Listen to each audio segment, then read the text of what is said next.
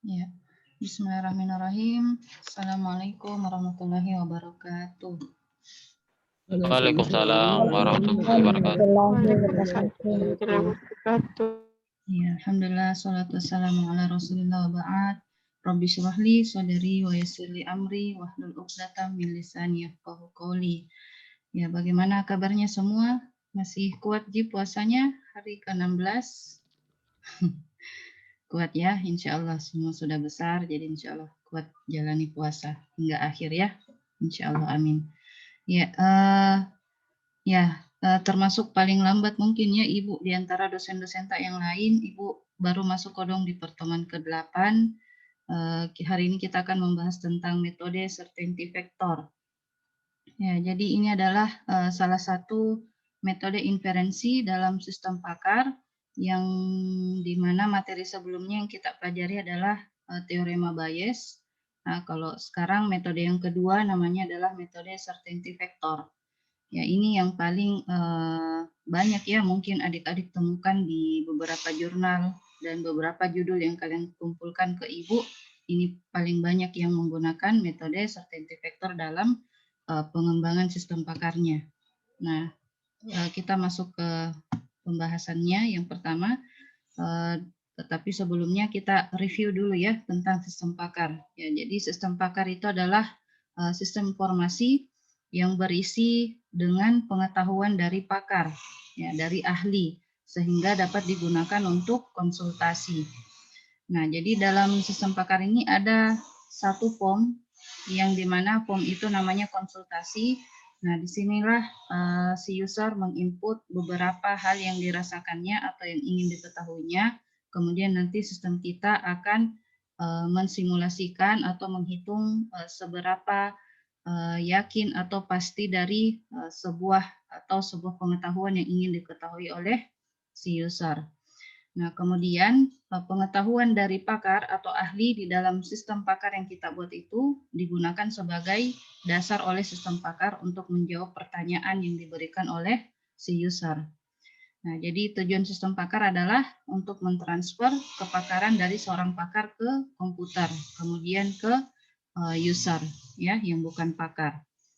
Nah, kemudian kita masuk ke pengertian certainty factor itu sendiri. Ya, jadi ada beberapa definisi yang bisa kita dapatkan mengenai certainty factor. Ya, Ibu berikan beberapa di antaranya supaya bisa menjadi wawasan buat kalian ya bahwa apa itu metode certainty factor. Jadi pada mulanya metode CF yang disingkat dengan CF ya.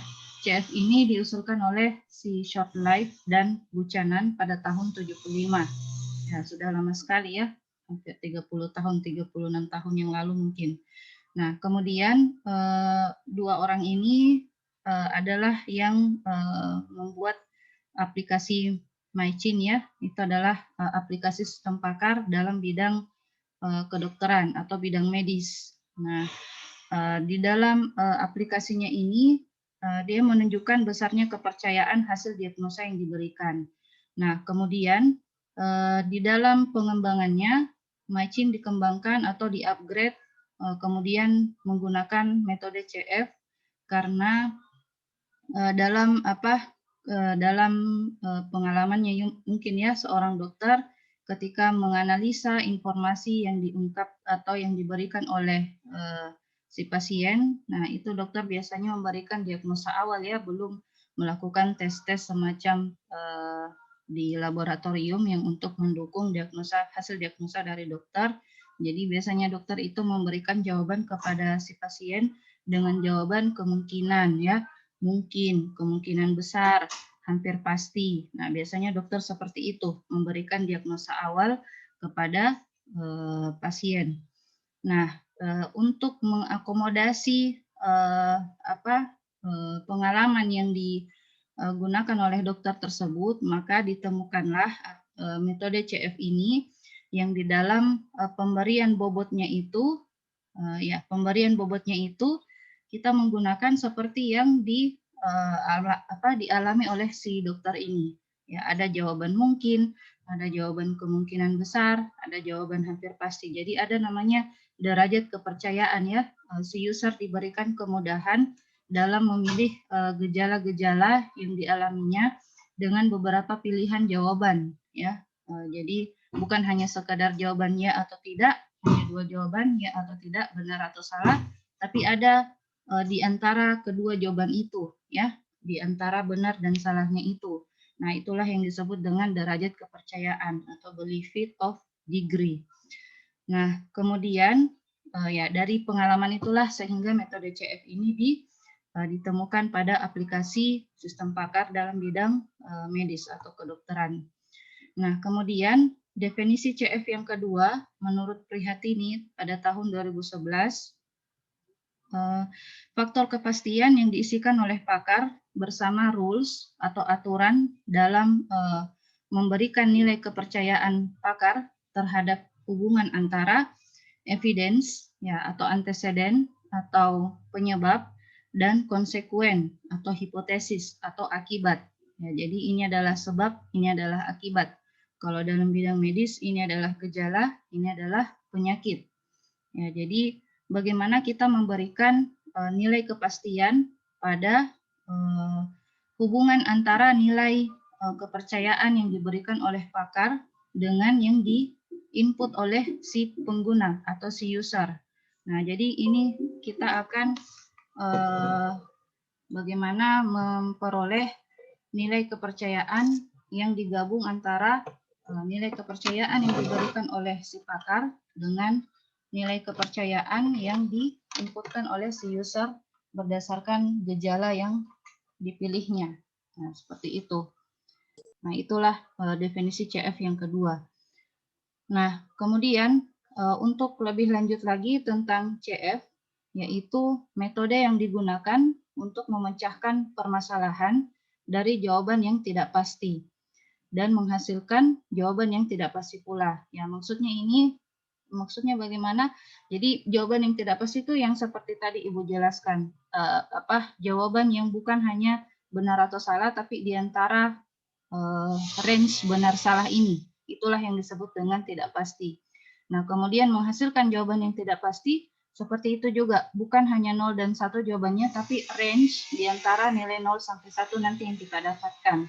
Nah, supaya bisa dipahami oleh si user, maka nilai range 0 sampai 1 ini ditransformasikan menjadi nilai persentase, karena itulah nilai yang biasanya dikenal oleh masyarakat umum ya, berapa persen kemungkinan dari diagnosa yang diberikan oleh dokter. Nah, kalau seperti itu jawabannya akan mudah dimengerti oleh si user. Jadi nanti hasil akhir dari output metode CF ini berupa nilai persentase. Jadi berada di antara 0 sampai 100%. Nah, itulah yang disebut dengan jawaban yang tidak pasti. Seperti itu. Nah, kemudian contoh yang paling mudah ya, yang diberikan dalam CF ini misalnya dalam penentuan penyakit ya, dengan gejala-gejala yang sudah ditentukan oleh si user. Nah, pada saat user juga menginput gejala-gejala yang dialaminya, ya, dia juga memberikan inputan yang tidak pasti ya, seperti dia sesuaikan dengan apa yang dia rasakan. Ya, jadi antara pasien satu dengan pasien lain itu pasti ada perbedaan gejala-gejala yang dirasakannya. Nah, seperti itu. Jadi CF di sini hadir untuk memberikan kemudahan kepada pasien bagaimana dia bisa memahami gejala apa yang dialaminya sehingga bisa aplikasi yang kita bikin itu berjalan selayaknya seperti seorang dokter yang memberikan diagnosa awal ya, seperti itu. Jadi aplikasi yang kita bikin itu hanya sampai pada tahap diagnosa awal bagi si dokter dalam melakukan konsultasi dengan pasien ya, bukan sebagai diagnosa final ya. Itu ya, kita tidak berhak memberikan diagnosa yang final terhadap si pasien, hanya memberikan diagnosa secara awal atau secara dini agar si pasien bisa mengetahui dan pergi ke dokter lebih lanjut apabila memang tingkat keparahannya ya sudah membutuhkan dokter secara langsung ya, seperti itu. Nah, kemudian nantinya kalian akan menemukan beberapa istilah dalam metode CF ya. Ada beberapa metode yang akan digunakan dalam perhitungan CF ini. Ada namanya evidence yaitu fakta atau gejala yang mendukung hipotesa. Nah, misalnya gejala dari suatu penyakit atau gejala-gejala kerusakan. Pokoknya segala hal yang menjadi penyebab, ya. Nah, kemudian istilah yang kedua adalah hipotesa, yaitu hasil yang dicari atau hasil yang didapat dari gejala-gejala yang diinput oleh si user. Misalnya kalau aplikasi medis, contohnya adalah penyakit. Ya, kalau aplikasi jenis kerusakan, ya berarti jenis kerusakan komputer, ya berarti hipotesanya adalah jenis kerusakan, dan lain-lain sebagainya. Nah, kemudian nanti ada rumus seperti ini, istilahnya ya, namanya adalah CFHE. Nah, penulisannya seperti ini. Jadi, certainty factor dari hipotesis terhadap evidence yang mempengaruhi hipotesis tersebut. Nah, jadi certainty factor dari hipotesis H yang dipengaruhi oleh gejala evidence E. Nah, nilai CFHE ini besarnya itu berkisar antara -1 sampai dengan 1.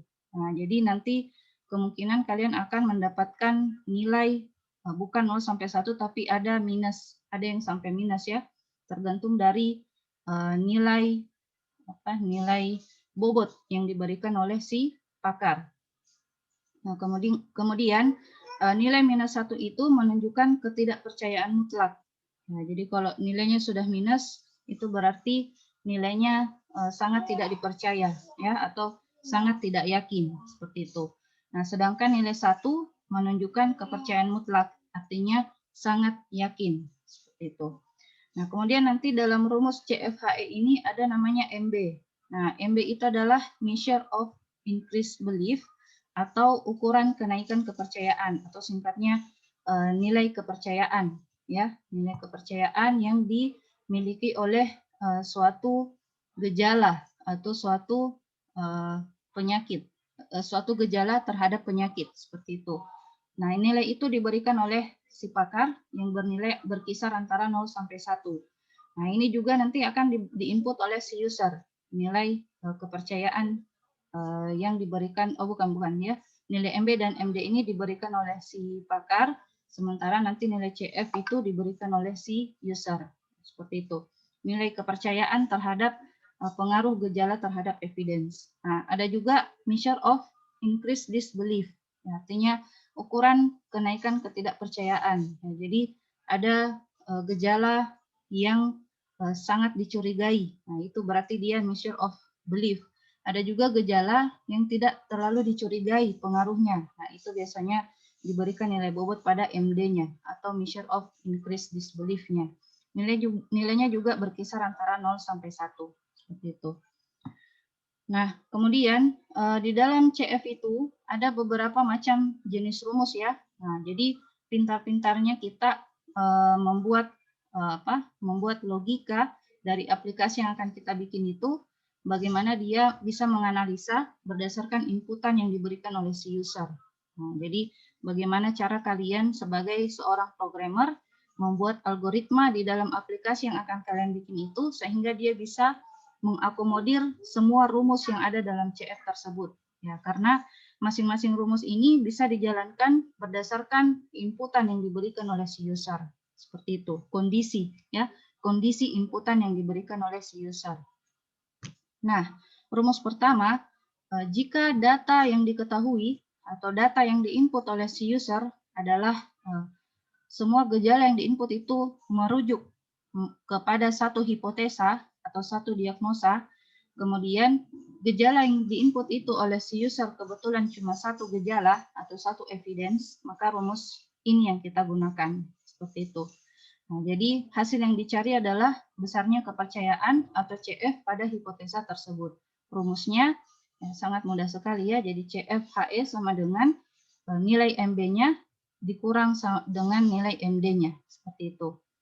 Nah, ini kalau misalnya kalian berangkat dari nilai MB dan MD. Nah, bisa juga kalian menanyakan kepada si pakar supaya si pakarnya tidak bingung. Ya, ini bisa kalian nilai CF dari yang diberikan oleh pakar itu bisa secara langsung saja nilainya. Tidak perlu ada MB kurang MD seperti ini. Jadi ada dua pilihan yang bisa kalian berikan kepada si pakar, tergantung dari pengalamannya ya. Seperti itu. Nah, kemudian apa itu CFHE? Yaitu CF dari hipotesis yang dipengaruhi oleh evidence. Kemudian MB itu tadi besar kepercayaan hipotesis per evidence. Kemudian MD itu besar ketidakpercayaan hipotesis per evidence. Nah, jadi ini adalah nilai bobot awal ya. Jadi yang mungkin punya judul jurnal tentang CF, nah ini biasanya kalian temukan di dalam tabel apa lagi namanya tuh, tabel bobot ya, pemberian nilai bobot CF-nya. Nah, itu biasanya ada nilai MB, ada kolom nilai MB, ada kolom nilai MD, dan kemudian diikuti dengan nilai CF. Nah, jadi dari nilai CF-nya itu dari hasil selisihnya MB dengan MD. Seperti itu. Nah, kemudian rumus yang kedua, nah, jika data yang diketahui atau yang diinput oleh si user itu merujuk kepada satu hipotesa yang mempunyai satu CF rule, satu evidence, dan satu CF evidence. Ya, maksudnya ini hasil yang dicari nanti adalah besarnya kepercayaan pada hipotesa ini. Jadi kita mau lihat berapa nilai CF akhir dari nilai CF yang diinput oleh si user. Jadi CF evidence itu nilai CF yang diinput oleh si user. Ya, tolong dicatat. CFE itu adalah nilai CF yang diinput oleh si user. Dikali dengan CF rule. Nah, CF rule itu adalah nilai CF atau nilai bobot yang diberikan oleh si pakar. Nilai CF yang diberikan oleh si pakar. Seperti itu. Nah, kemudian itu dikali ya, nilai CF yang diberikan atau yang diinput oleh user dikali dengan nilai CF atau bobot awal yang diberikan oleh pakar. Nah, hasil perkaliannya itulah sehingga menghasilkan CFHE yang rumus kedua ini. Nah, seperti itu. Nah, kemudian rumus yang ketiga, ya ini rumus ketiga dan keempat tergantung dari rule yang menjalankan rule yang akan menjalankan berdasarkan gejala yang diinput oleh si user. Ya, yaitu jika dalam satu hipotesa itu mempunyai satu CF rule ya dalam satu rule, kemudian ada banyak evidence di dalam rule tersebut dan banyak CF evidence-nya. Nah, jadi ada banyak evidence dan masing-masing evidence ini juga memiliki nilai CF masing-masing. Nah, rumus ini bisa kita gunakan. Nah, kemudian kenapa di sini ada min? Jadi nilai min itu bergantung pada rule ya, rule yang membangun aturan produksi dari sistem yang kita bikin. Ya, kalau di dalam rule-nya itu dia pakai konjungsi itu adalah penghubung logika n. Jadi tapi pada umumnya dia menggunakan n ya, rule-rule yang kita lihat di beberapa jurnal itu paling sering menggunakan logika n, maka ini yang paling sering digunakan, rumus min, yaitu mencari nilai terkecil di antara nilai CF dari gejala yang diinput oleh si user dikali dengan nilai CF si pakar. Nah, seperti itu. Sekali lagi, CF evidence itu adalah nilai CF ya atau nilai kepercayaan yang diisi oleh si user atau si pasien di dalam aplikasi terhadap masing-masing gejala. Oh, sorry, ini harusnya CFE2 ya, bukan E1. E2. Nah, hingga gejala yang terakhir yang diinput oleh si user dikali nilai CF rule. CF rule itu adalah nilai kepercayaan yang diberikan oleh si pakar.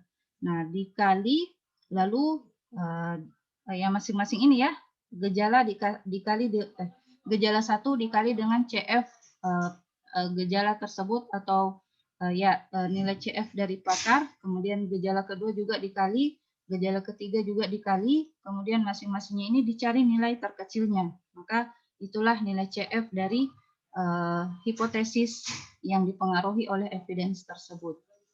Nah, kalau yang rumus keempat itu dia pakai disjungsi ya di dalam rule-nya tersebut, rule dari hasil hipotesis yang dirujuk. Jadi kalau dia pakai logika OR di dalam rule-nya atau aturan produksinya, maka fungsi max yang digunakan. Jadi dia mencari nilai terbesar di antara evidence yang dikalikan dengan nilai CF dari si pakar. Seperti itu. Nah, kemudian rumus yang kelima. Nah, rumus yang kelima ini yang akan kalian gunakan ketika biasanya lebih dari 2 gejala. Nah, jadi lebih dari 2 gejala dalam satu hipotesis. Nah, misalnya dalam satu rule ini ya, rule 1. Rule 1 ini ada gejala 1, N gejala 2, N gejala 3, N gejala 4, sampai misalnya gejala 10, dan hipotesis 1. Nah, jadi misalnya diinput oleh si user ini kebetulan lebih dari 2, misalnya 3. Nah, dalam perhitungan CF-nya tadi itu kita harus menghitung antara CF1 dan CF2 dulu. Nah, menggunakan rumus 5 ini, kombinasi ya, rumus kombinasi namanya, CF kombinasi. Jadi kita hitung dulu antara evidence 1 dengan evidence 2, CF-nya evidence 1 dan evidence 2, menghasilkan CF kombinasi 1. Selesai ini menghasilkan CF kombinasi 1, nanti itu dikombinasikan lagi dengan evidence yang ketiga, sehingga menghasilkan CF kombinasi yang kedua. Nah, jadi hasil akhirnya nanti itu hasil kombinasi yang terakhir, maka itulah nilai CF terakhirnya nanti yang didapat. Nah, jadi rumus 5 CF ini digunakan atau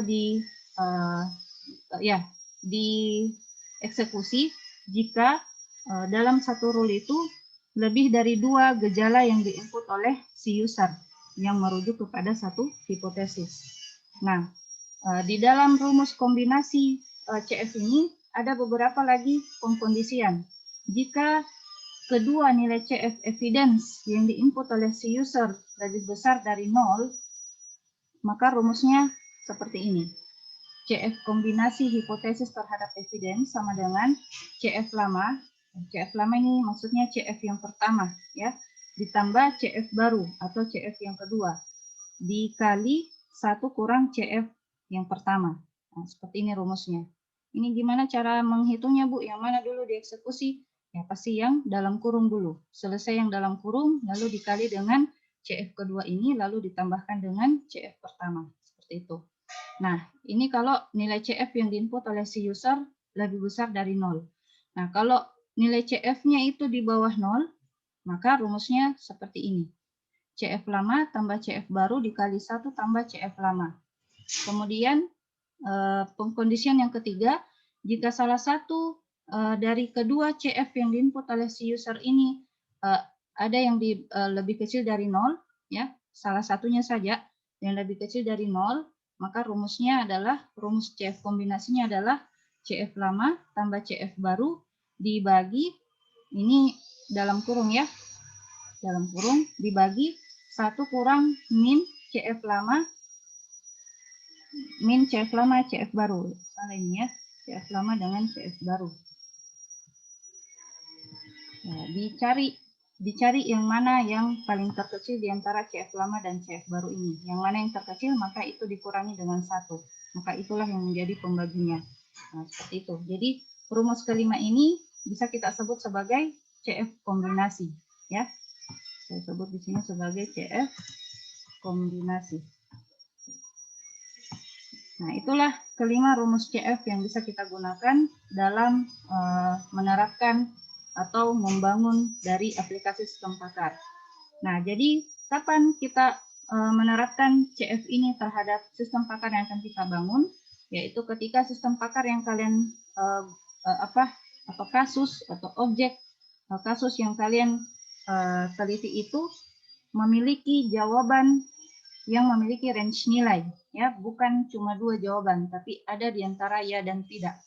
Jadi bisa diberikan opsi kepada si user di antara jawaban ya tidak ini, yaitu ada mungkin, ada kemungkinan besar, hampir pasti, dan lain-lain.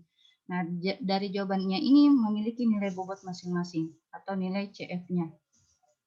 Nah, contohnya yaitu mencari kepastian apakah user menderita penyakit tertentu, ya, misalnya jantung koroner, paru-paru kah, dan sebagainya. Nah, bisa juga tentang kasus menentukan penyakit hewan berdasarkan gejala.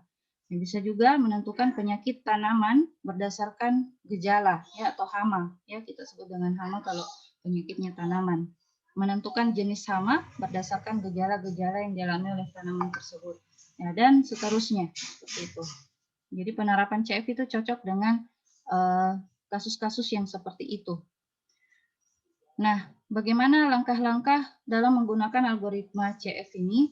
Ya, yang pertama, mencari pakar dulu, si ahli, ya, yang sesuai dengan tema sistem yang akan Anda buat. Nah, tentu saja ya. Kemudian yang kedua, dapatkan data hipotesa sesuai bidang ahli si pakar. Ya, jadi silahkan tanyakan objek kasus Anda terhadap si pakar tersebut, lalu tentukan yang akan menjadi hipotesa dari kasus yang akan kalian buat sistemnya. Kemudian yang ketiga, mendapatkan data evidence pada masing-masing hipotesa tersebut. Jadi setelah kalian mendapatkan hipotesa, tanyakan juga data gejala-gejala atau evidence yang mendukung terjadinya masing-masing hipotesa tersebut pada si pakar, ya. Wawancaranya lagi-lagi pada si pakar. Nah, kemudian yang keempat, jangan lupa untuk meminta nilai CF dari masing-masing evidence ini terhadap si pakar. Nah, jadi tanyakan secara langsung. Nah, kalau misalnya dalam prakteknya atau pengalamannya si pakar, dia sering memberikan jawaban mungkin, tidak mungkin, kemungkinan besar, dan pasti atau tidak, ya kalian berikan juga pilihan jawaban seperti itu kepada si pakar dalam wawancaranya, ya. Nah, sehingga dari jawaban yang diberikan oleh si pakar itu, kalian yang mentransformasikannya menjadi sebuah nilai. Ya, sebuah nilai di antara 0 sampai 1 tadi itu, ya. Nah, begitu juga dengan nilai CF untuk masing-masing hipotesis. Nah, bisa juga untuk masing-masing rule, seperti itu.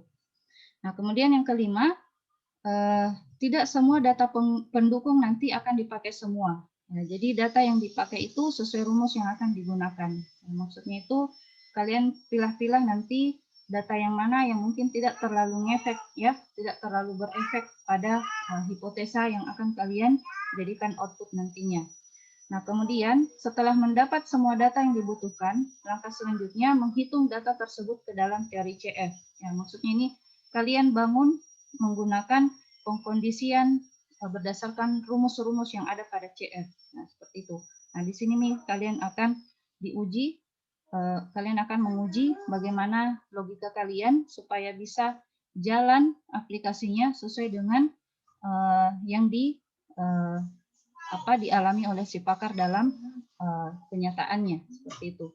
Sehingga menjadi hasil yang pasti berupa keputusan hipotesa apa yang paling tepat terhadap evidence yang di-input oleh si user.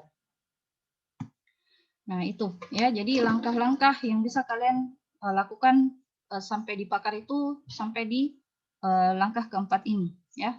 Itu besar besar pengaruhnya si pakar dalam akuisisi pengetahuan dari si pakar ke sistem, seperti itu. Nah, kemudian langkah-langkah perhitungannya ya sesuai dengan data apa yang diinput oleh si user. Nah, seperti itu. Nah, yang pertama admin, ya, dalam hal ini admin pada sistem mendapatkan data hipotesa, ya, misalnya nanti aplikasi yang kalian bikin itu ditujukan pada dua aktor, ada si user, ada juga admin. Nah, admin ini dia bisa menginput beberapa data hipotesa yang apabila terjadi pengembangan, ya, atau upgrade sistem pada masa yang akan datang, seperti itu. Kemudian yang kedua, pengelola sistem, ya, dalam hal ini kita sebagai programmer menyiapkan data evidence apa saja nanti yang akan ditampilkan kepada si user. Nah, kemudian si user memilih evidence pada tiap hipotesa. Nah, pada kasus tertentu bisa juga memasukkan nilai pada tiap evidence. Jadi tergantung data apa yang ada pada aplikasi yang kita bangun. Kemudian yang ketiga, user menginputkan evidence yang ditampilkan oleh sistem. Nah, inputan ini bisa berbagai bentuk, ya. Bisa dengan cara memilih satu atau banyak evidence, atau bisa juga dengan cara memilih keyakinan pada tiap evidence. Nah, jadi ini bisa kita berikan alternatif, ya, pada pengembangan sistem pakar ini. Bisa dengan jawaban ya tidak saja, bisa seperti itu, bisa juga jawaban antara range ya tidak tadi, ya. Nah, kemudian menentukan rule atau aturan dari algoritma. Nah, ini nih tadi yang pengkondisian untuk perhitungan rumus 1 sampai rumus 5-nya tadi. Jadi, simpelnya tentukan gejala apa saja yang ada pada masing-masing hipotesa, kemudian tentukan nilainya seperti nilai CF, MB, dan MD yang diberikan oleh pakar, begitu juga dengan nilai CF yang diberikan oleh si user. Ya, jawaban apa yang diberikan oleh si user, kalian transformasikan menjadi sebuah nilai CF, sehingga bisa diolah oleh algoritma CF ini di dalam sistem Anda. Nah, kemudian langkah selanjutnya, menghitung CF evidence pada tiap hipotesa. Menggunakan rumus yang ada pada teori yang tadi, yang rumus 1 sampai 5. Kemudian dihitung dan disesuaikan dengan data yang dimiliki oleh sistem. Nah, jika ada dua pengkondisian. Jika pada hipotesa hanya mempunyai satu CF evidence atau cuma satu gejala yang diinput oleh si user, maka itu adalah hasil dari CF hipotesa. Nah, jika pada hipotesa mempunyai lebih dari dua CF evidence atau lebih dari dua gejala yang diinput oleh si user, maka gunakan rumus CF kombinasi. Nah, seperti yang Ibu katakan tadi, ya, agar menghasilkan satu saja hasil akhir dari CF evidence tersebut. Nah, kemudian dapatkan CF hipotesa dari perhitungan CF evidence atau CF si user ya, CF user per hipotesa sebelumnya, sehingga hipotesa yang saat ini yang muncul akan mempunyai nilai CF akhir ya, atau CF kombinasi yang paling akhir, CF final istilahnya. Kemudian dari banyaknya hipotesa, nah ini untuk output yang paling terakhir. Dari banyaknya hipotesa, misalnya hipotesa yang dirujuk ini menuju pada lebih dari satu hipotesa, maka cari nilai CF yang tertinggi di antara hipotesa tersebut. Nah, yang mana nilai CF-nya yang tertinggi, maka itulah yang menjadi hasil akhir dari pencarian sistem tersebut, ya, yang akan menjadi output. Nah, bisa juga dalam bentuk perankingan kalian jadikan output dalam sistem, ya, tergantung dari objek atau kasus yang kalian bangun nantinya. Seperti itu. Nah, kemudian ya, sekarang itu adalah teori-teori yang ada pada CF. Nah, sekarang kita masuk ke studi kasusnya, ya. Nah, ini di sini Ibu bagi menjadi dua model. Ada yang model 1. Model 1 itu apabila inputan gejala yang diinput oleh si user itu tidak memiliki nilai CF user, atau jawaban yang diberikan oleh si user itu hanya dua, ya atau tidak. Nah, itu biasanya pertanyaannya dalam bentuk checklist. Ya, misalnya ada beberapa gejala yang ditampilkan di sistem, yang dihadapi oleh si user, itu dia tinggal men-checklist aja yang mana yang dia rasakan, tanpa ada pilihan jawaban apa yang dia rasakan, apakah sangat yakin, tidak yakin, tidak. Tapi jawabannya cuma itu, ya atau tidak, ya, dua jawaban aja, 0 atau 1, kalau kita transformasikan ke dalam sebuah nilai. Nah, kemudian ada nilai kepercayaan pakar terhadap gejala dari masing-masing penyakit, ada juga nilai ketidakpercayaan pakar terhadap masing-masing penyakit. Nah, bisa juga ini langsung digabung aja, pakar langsung memberikan nilai CF pada masing-masing gejala tersebut berdasarkan penyakitnya, seperti itu. Jadi ini opsi ya, nilai MB dan nilai MD itu bersifat opsi. Boleh ada, boleh tidak. Boleh langsung kalian memberikan nilai bobot, langsung saja si pakar memberikan nilai bobot pada masing-masing gejala, pada masing-masing penyakit. Kemudian ada aturan yang yang diterapkan pada sistem tersebut. Ya, aturan di sini maksudnya adalah kaidah produksi, ya, atau rules, seperti itu. Nah, untuk kasus ini, contoh yang diberikan pada penerapan kasus ini, dia menggunakan rumus 1 dan rumus 5. Nah, berarti ada nilai MB dan MD-nya. Dan rumus 5, berarti CF kombinasi. Nah, kemudian contoh yang Ibu berikan ini masih tahap uji coba ya, maksudnya kalian jangan jangan terheran-heran kalau gejalanya itu lain gejala, lain hipotesis. Ini hanya sebagai contoh aja ya. Misalnya kalau gejalanya batuk, apa hipotesanya? Kalau gejalanya bersin, apa hipotesanya? Ini hanya sebagai contoh aja ya. Jangan Miki dulu masukkan ke logika. Yang jelas yang kalian pahami, bagaimana kalau kasusnya satu gejala yang diinput oleh si user, bagaimana perhitungannya. Kalau lebih dari 2 gejala yang diinput oleh si user, bagaimana perhitungannya. Ya, seperti itu. Langkah-langkahnya aja yang perlu kalian pahami. Ya.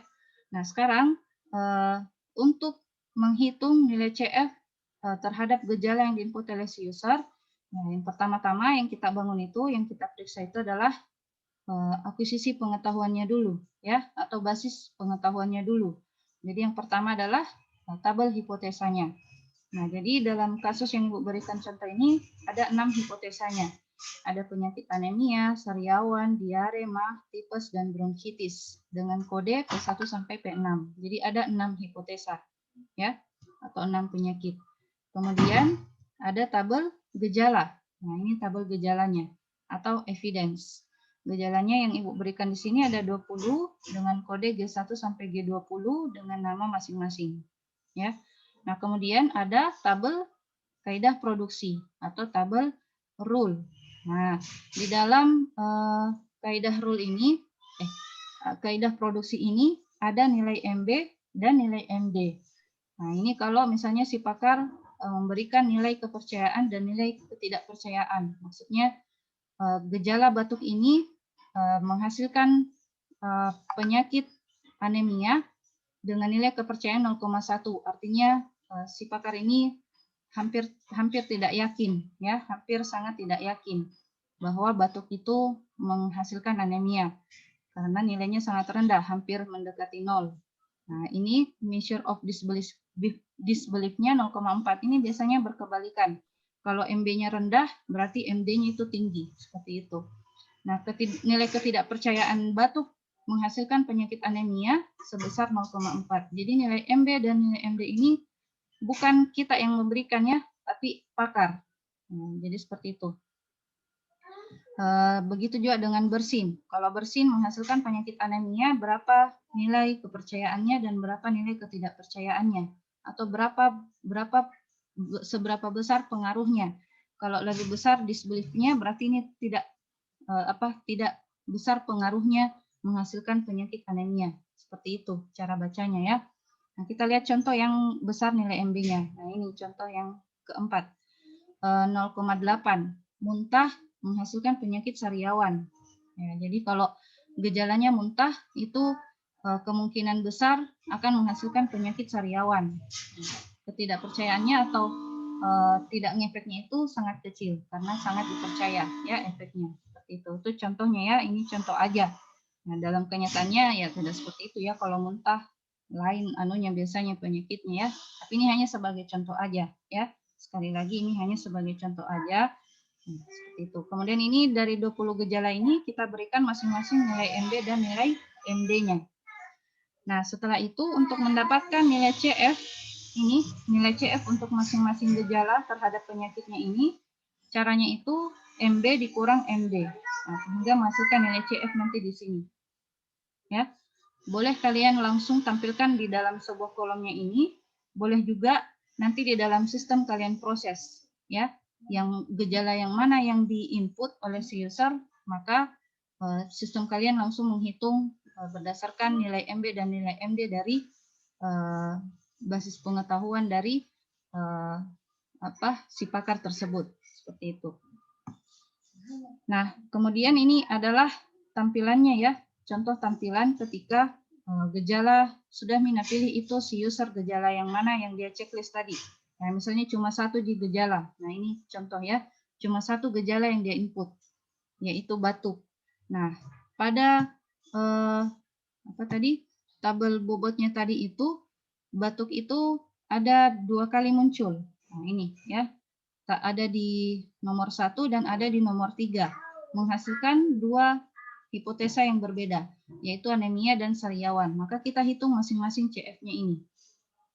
Kita hitung masing-masing CF-nya dengan rumus CF anemia batuk, CF hipotesisnya anemia yang dipengaruhi oleh gejala batuk, rumusnya adalah MB kurang MD. MB-nya batuk dikurang MD-nya batuk yang menghasilkan anemia.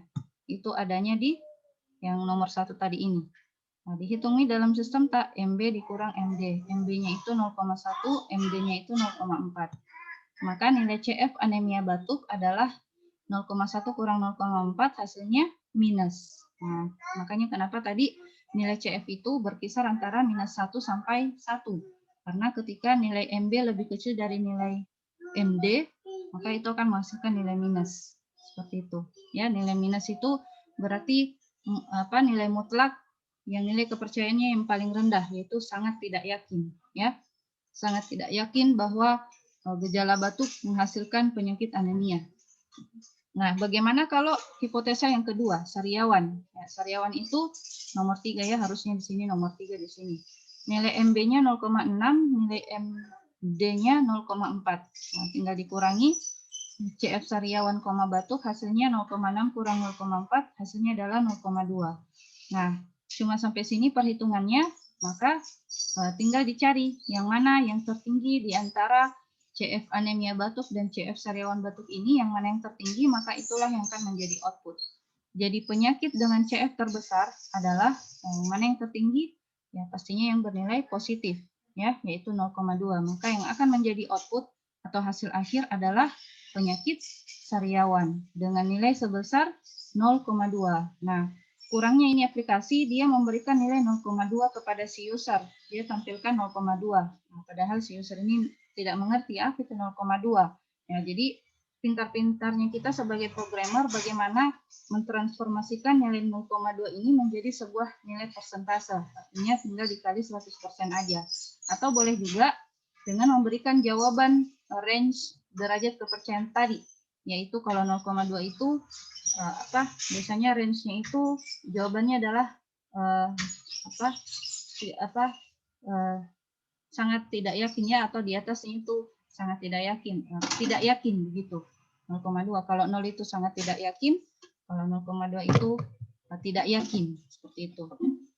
Jadi penyakit CF terbesar adalah pada penyakit sariawan dengan nilai sebesar 20% atau tidak begitu yakin ya, atau bagaimana kita meramu ini menjadi sebuah kalimat yang bisa dipahami oleh si user begitu. Dicurigai atau tidak diyakini bahwa dia berpenyakit sariawan, seperti itu ya. Bagaimana kalian mentransformasikan dari nilai CF menjadi sebuah kalimat yang bisa dipahami oleh si user. Nah, kemudian contoh yang kedua ini apabila dua gejala yang diinput oleh si user. Nah, dua gejala yang diinput misalnya bersin dengan muntah. Nah, kita lihat tadi di tabel bobotnya, bersin dan muntah itu munculnya di nomor berapa? Ada di nomor 2 menghasilkan anemia, ada juga di nomor 6 menghasilkan sariawan bersin. Nah, kalau muntah adanya di nomor 4 menghasilkan sariawan, ya itu aja. Nah, maka tampil tabel di sini gejala yang diinput tadi disertai dengan penyakitnya. Nah, sekarang berdasarkan pengelompokan dari gejala dan penyakit itu, dari penyakit yang muncul ini dikelompokkan lagi penyakit yang sama berdasarkan gejala yang diinput oleh si user. Jadi nilai CF-nya itu dihitung berdasarkan hipotesa yang sama. Ya, jadi masing-masing hipotesanya dihitung. Ada hipotesa untuk anemia, ada juga hipotesa untuk sariawan. Nah, kita mulai dari yang anemia dulu. Jadi CF anemia terhadap evidence bersin yang dipengaruhi oleh bersin itu cuma 1. Jadi langsung saja dikurangi. Measure of belief dikurang measure of disbelief. 0,3. Oh, salah ini. Harusnya 0,3 ya. Sorry. 0,3 dikurang 0,6. Nah, hasilnya minus 0,3. Kemudian yang sariawan dikelompokkan dulu. Kita hitung dulu CF hipotesanya untuk sariawan bersin dengan sariawan muntah. Jadi sariawan bersin dan sariawan muntah. Ini dihitung dulu masing-masing. MB kurang MD, MB kurang MD. 0,5 kurang 0,2, hasilnya 0,3. CF2 itu sariawan muntah. MB-nya 0,8, MD-nya 0,1. Dikurangi hasilnya 0,7. Nah, sekarang kita mau kombinasikan ini antara CF sariawan bersin dengan CF sariawan muntah. Kita namakan dengan CF1, CF2 ya, untuk masukkan CF kombinasi. Perhitungannya berdasarkan yang rumus 5 tadi. Nah, bagaimana kalian membuat program, dia melihat dulu nilai CF yang pertama ini. Apakah lebih besar dari 0? Iya. Ini, apakah lebih besar dari 0? Iya. Nah, berarti ini memenuhi kondisi keduanya lebih besar dari 0. Nah, kita lihat rumus yang kelima tadi. Keduanya lebih besar dari 0. Nah, ini. Jika kedua CF lebih besar dari 0, maka rumus CF kombinasinya ini. CF lama tambah CF baru dikali 1 kurang CF lama. Nah, seperti itu. Kita lihat di perhitungannya. CF lama tambah CF baru dalam kurung 1 kurang CF lama. Ya, jadi CF lama itu CF1, CF baru itu CF2. Ya. Nah, kita masukkan nih masing-masing nilai CF-nya 0,3 tambah 0,7 dikali 1 kurang CF1, yaitu 0,3. Maka yang mana dikerja duluan? Yang dalam kurung dulu. 1 kurang 0,3, 0,7. Lalu dikali keluar ke depannya, yaitu 0,7. 0,7 kali 0,7 hasilnya 0,49. Lalu ditambahkan ke CF1. 0,3 tambah 0,49 hasilnya 0,79. Nah, kemudian dibandingkan antara anemia dan sariawan. Yang mana yang tertinggi? Minus atau yang positif? Ya, tentu saja yang positif. Maka outputnya adalah penyakit dengan CF terbesar adalah sariawan dengan nilai sebesar 0,79 atau hampir pasti.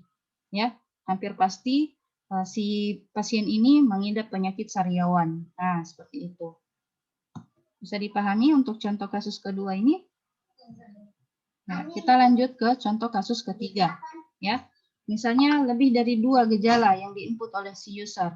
Nah, ini nih, kita lihat bagaimana pengkondisian untuk masing-masing nilai CF yang didapatkan. Ya, dia memenuhi rumus CF kombinasi yang mana? Ya, kita lihat di sini ada 3 gejala yang diinput oleh si user.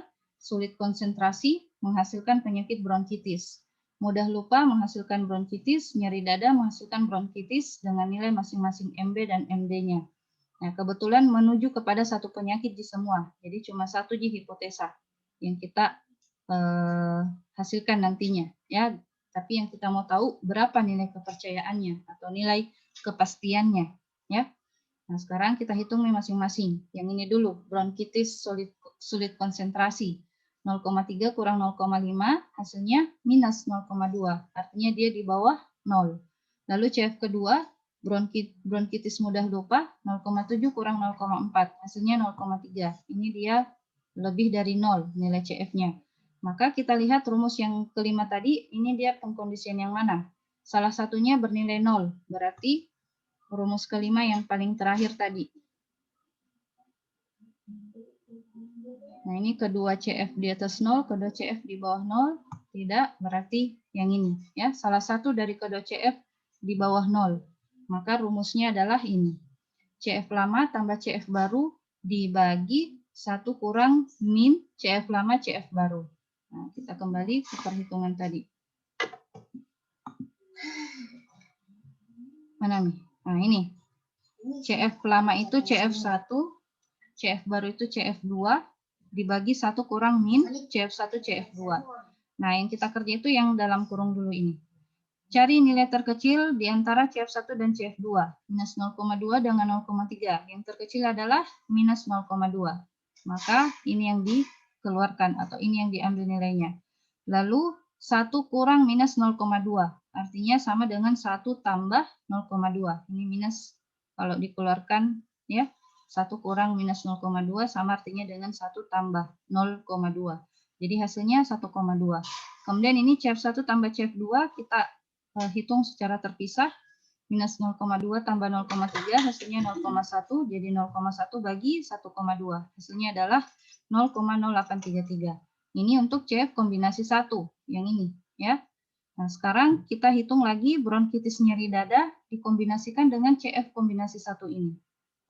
Nah, dilanjut ke sebelah. Jadi bronkitis nyeri dada lagi yang kita hitung. Kita namakan dengan CF3. Kurangi maki MB dan MD-nya. 0,2 kurang 0,6 hasilnya minus. Karena beliefnya lebih kecil dari disbeliefnya. Minus, artinya dia di bawah 0. Lalu CF kombinasi 1 tadi nilainya 0,0833. Dia lebih besar dari 0. Nah, karena salah satu di bawah 0, maka kita pakai rumus yang ketiga tadi, CF kombinasi yang ketiga tadi, yaitu dibagi 1 kurang min CF3, CF kombinasi 1. Masukkan min nilainya, CF3 minus 0,4, CF kombinasi 1 0,0833, dibagi 1 kurang min, ya dicari nilai terkecil di antara CF3 dan CF kombinasi 1. Yang terkecil adalah yang minus. Lalu dikurangi 1 kurang minus 0,4 sama artinya dengan 1 tambah 0,4. Nah, ini juga dijumlahkan. Minus 0,4 tambah 0,0833 hasilnya minus 0,3167. Dibagi 1,4 hasilnya minus 0,2262. Nah, jadi inilah hasil akhirnya. Ya, hasil CF kombinasi yang terakhir itulah yang didapatkan. Kenapa ini Ji hasilnya? Karena semuanya hanya merujuk pada satu hipotesis aja, jadi tidak ada Ji yang perlu dibandingkan, ya.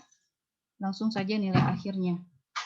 Maka penyakit dengan CF terbesar adalah bronkitis dengan nilai sebesar minus 0,2262 atau sangat tidak diyakini, ya, sangat tidak pasti bahwa si pasien ini mengidap penyakit bronkitis, ya, seperti itu. Nah, ini kalau yang jawabannya si user itu ya atau tidak, ya. Dia biasanya inputannya berupa checklist. Dia checklist saja di form konsultasinya. Nah, sekarang model yang kedua. Model yang kedua ini aplikasinya menggunakan nilai CF user atau menggunakan derajat keyakinan. Nah, inilah dia derajat keyakinan yang bisa kita berikan kepada si user, ya, pilihannya kepada si user. Kalau dia jawab gejala ini apa yang Anda rasakan pasti atau sangat yakin, itu nilainya 1. Kalau dia jawab hampir pasti atau yakin, maka nilainya adalah 0,8. Kalau kemungkinan besar atau cukup yakin, maka 0,6. Kalau mungkin atau sedikit yakin, maybe, maka 0,4. Kalau tidak mungkin atau impossible atau tidak tahu, maka nilainya 0,2. Kalau sangat tidak yakin, ya, sangat tidak yakin atau tidak, maka jawabannya 0. Seperti itu.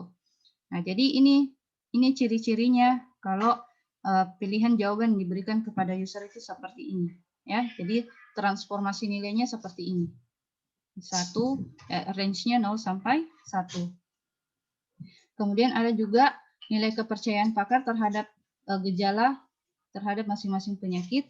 Ada juga nilai besar ketidakpercayaan. Boleh juga langsung saja satu nilai CF yang diberikan oleh si pakar dari masing-masing gejala terhadap suatu penyakit. Nah, boleh juga seperti itu. Kemudian ada rules atau kaidah produksi yang ada pada sistem. Nah, sekedar info bahwa pada penerapan kasus yang Ibu berikan ini, dia menggunakan rumus kedua dan rumus 5. Rumus 2 dan rumus kombinasi. Ya. Nah, kita lihat bagaimana user interface dari sistem pakar yang dibangun ini. Contoh yang akan Ibu berikan ini. Ini dia berupa file Excel ya. Di sini Ibu sudah ada dapatkan file Excel-nya. Tinggal kalian ikuti nanti bagaimana penerapannya terhadap masing-masing kasus kalian. Nah, kemudian ya ini tampilannya kalau kalian ini dia kira-kira berbasis apa ini, Dek?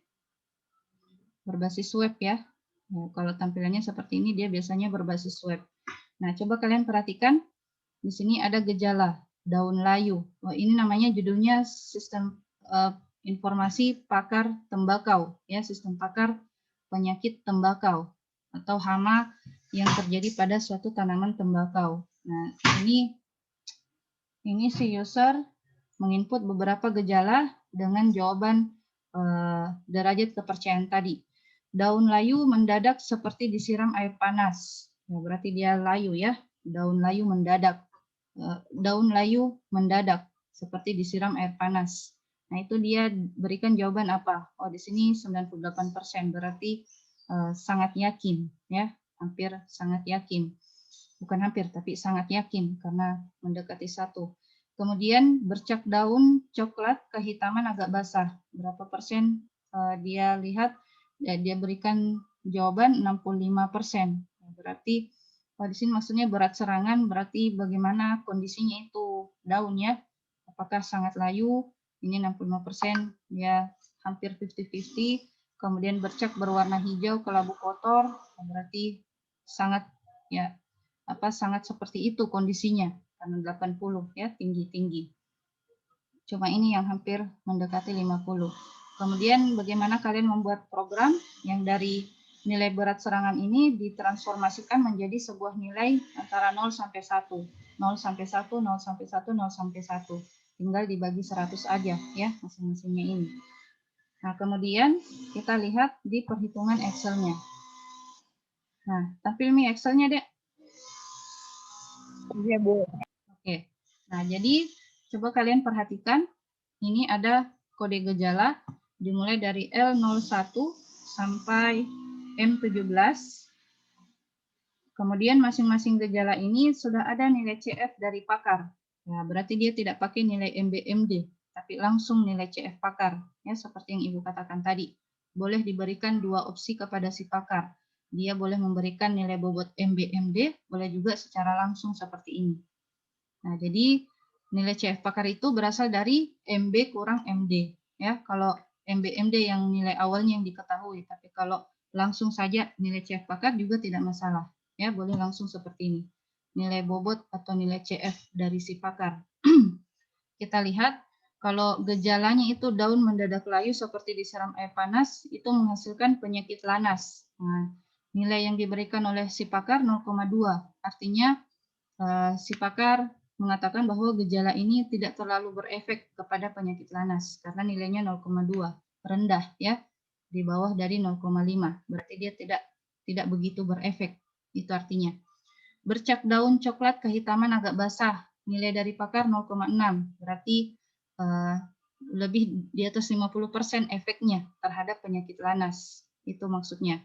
Kemudian bercak berwarna hijau kelabu kotor, nilai CF yang diberikan pakar 0,8. Berarti sangat besar pengaruhnya ini gejala untuk menghasilkan penyakit lanas. Ya, apalagi ini satu, yaitu jika pangkal batang dibelah, empulur mengering.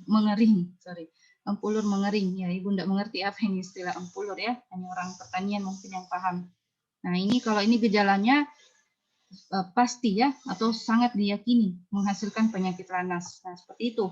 Jadi silakan kalian minta nilai CF dari masing-masing pakar ini, dari masing-masing gejala ini terhadap si pakar. Nah, seperti itu. Nah, Bu, bagaimana kalau jurnalku itu bukan metode CF yang dia pakai di situ pembobotannya, tapi dia pakai misalnya Dempster-Shaver. Nah, itu bisa kalian pakai itu nilai bobot Dempster-Shaver-nya. Tinggal kalian ubah saja di sini ya. Tinggal kalian ubah di sini nama kolomnya nilai CF pakar misalnya. Atau Bu, dia di jurnalku itu dia pakai teori kemarin teorema Bayes. Nah, itu nilai probabilitasnya aja yang kalian input di sini ya, sesuai dengan nilai probabilitas yang kalian hitung pakai teorema Bayes tadi. Ya. Itu namanya nilai CF pakar. Seperti itu. Nah, sekarang ini nilai CF pakar sudah kalian paham toh? Ini dari mana? Yaitu dari si pakar. Nah, sekarang ada namanya nilai CF user. Nah, ini nilai CF user ini nih nilai yang diinput oleh si user berdasarkan gejala yang dia input tadi. Nah, yang diinput tadi di sistem itu ada 5, toh? Dari L1 sampai B05 dengan nilai derajat kepercayaan yang diinput oleh si user. Ada yang 98%. Nah, ini yang Ibu lihat tadi, yang Ibu katakan tadi, dari persentase kalian transformasikan menjadi nilai range antara 0 sampai 1. Artinya tinggal dibagi 100 aja. 98 dibagi 100 hasilnya 0,98. 65 bagi 100 0,65. Begitu seterusnya sampai gejala yang terakhir. Jadi nilainya itu 0 sampai 1. Nah, itu namanya nilai CF user.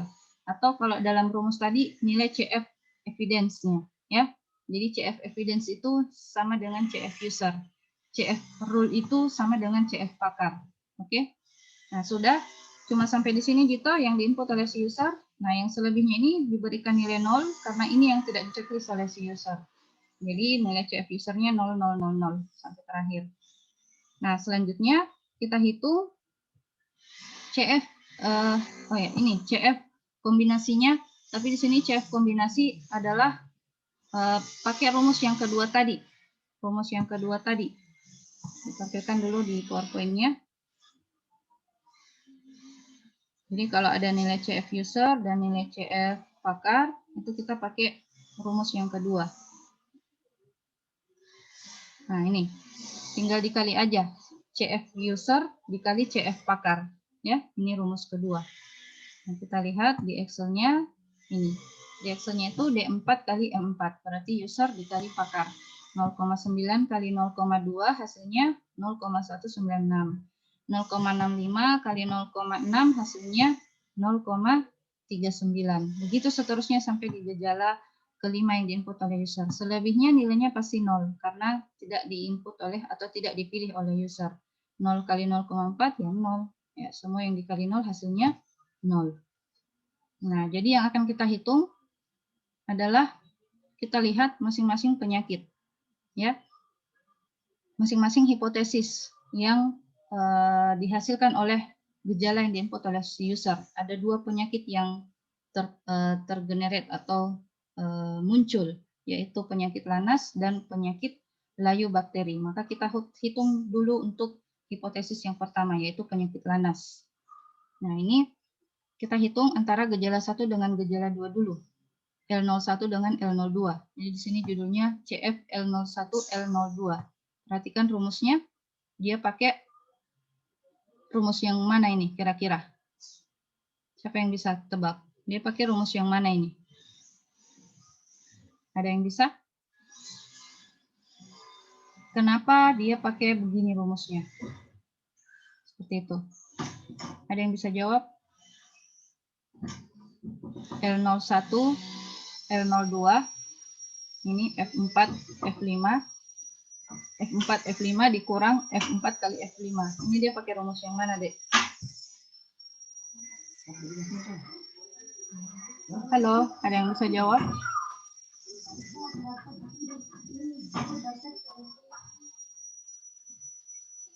Ya, kita kembali ke PowerPoint yang tadi. Coba kira-kira kalau kalian lihat ini rumusnya. Dari rumus 1 sampai rumus 4 atau di rumus 5, yang mana dia pakai?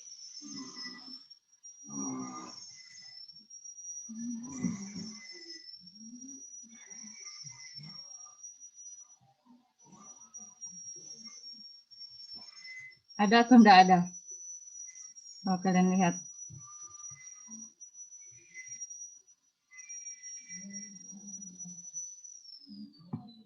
Ada atau enggak ada?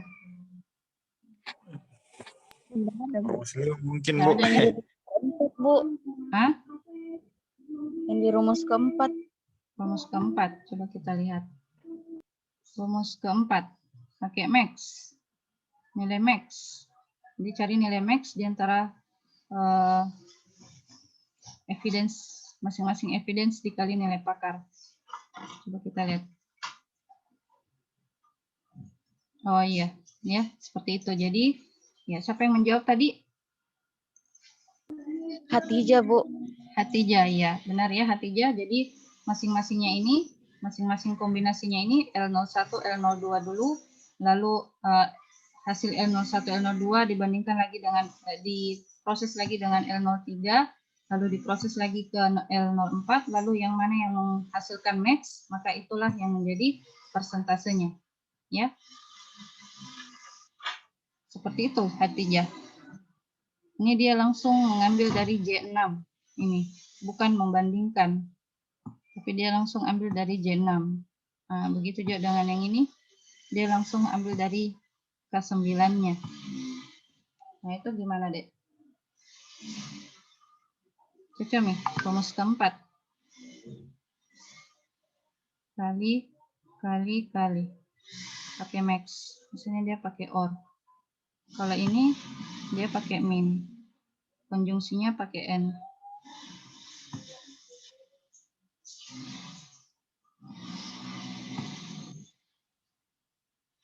Ya, ini ada yang kurang ya di file Excel-nya itu harusnya ada perbandingan antara CF gabungan antara yang ini, yang pertama, kedua, dan ketiga ini masing-masing evidence dikali dengan pakar, lalu dibandingkan yang mana maksimum, maka itulah yang diambil.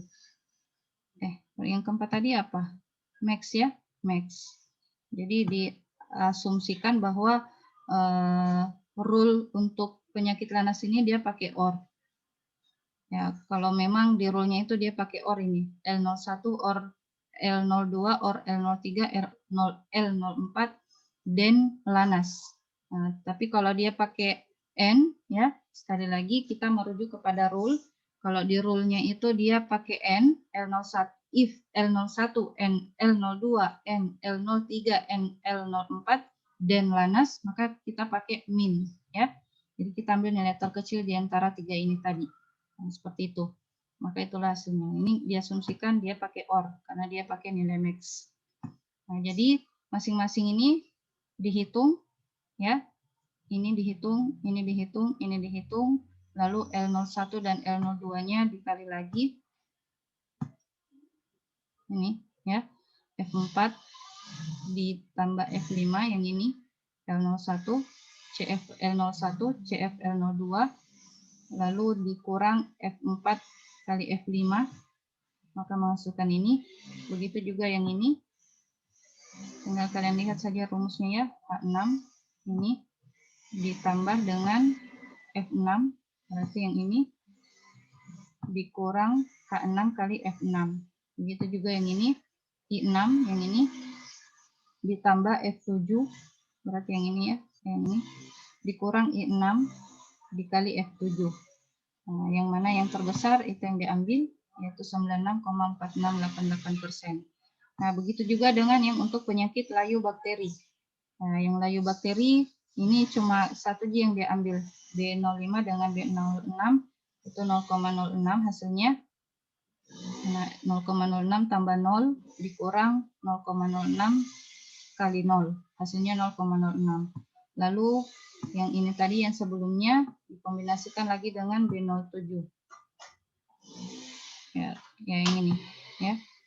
0,06 sama aja hasilnya karena sama di 0,06 ditambah 0 lalu dikurang 0,06 dikali 0 hasilnya juga 0,06. Begitu seterusnya. Ya, yang mana yang tertinggi itu yang diambil yaitu 6%. Nah, selanjutnya begitu juga untuk penyakit yang lain boleh dihitung, tapi pasti hasilnya 0 karena semua jawabannya 0. Begitu juga dengan penyakit mosaik. Nah, setelah itu untuk hasil akhirnya maka diambillah yang paling tertinggi dibandingkan di antara semua penyakit ini, yang mana persentasenya yang paling tinggi, yaitu berada pada penyakit lanas. Kemudian boleh juga kalian memberikan opsi yang kedua untuk sebagai pengetahuan aja kepada si user. Opsi keduanya itu, diagnosa keduanya itu apa? Yaitu ranking kedua itu ditempati oleh layu bakteri. Nah, jadi hasilnya bisa kita tampilkan kepada si user, informasikan kepada si user bahwa berdasarkan gejala yang diinput tadi, ya nanti silakan kalian bagaimana meramunya atau merancangnya, jadi outputnya nanti boleh satu, boleh juga dua, ya sebagai bahan pertimbangan aja, kayak second opinion gitu kepada si user. Selain penyakit ini, kira-kira penyakit apa? Tapi disertai juga dengan nilai kepastiannya ya, supaya si user paham yang mana yang paling besar kemungkinannya atau yang hampir pasti jawabannya, yaitu penyakit lanas. Nah, sementara kalau penyakit layu bakteri cuma 6% tingkat kepastiannya. Nah, seperti itu. Oh, ini dia pakai ini. CF gabungan yang ini dia pakai. Nah, sepertinya Ibu miss ya. Ada rumus yang seperti ini, tapi Ibu tidak tampilkan di PowerPoint.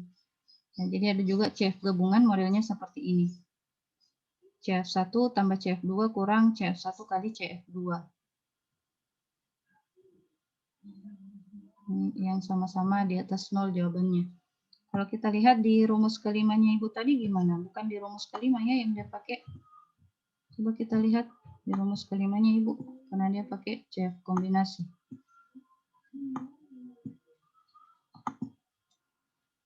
Nah, keduanya di atas 0. Berarti ini CF lama tambah CF baru. Jadi di sini dia pakai apa? Kurang. Oh, sama Ji. Yang ini, siapa Hatijah? Rumus 5. Tetap rumus 5 yang dia pakai, Dek. Caranya itu dia keluarkan ke ini.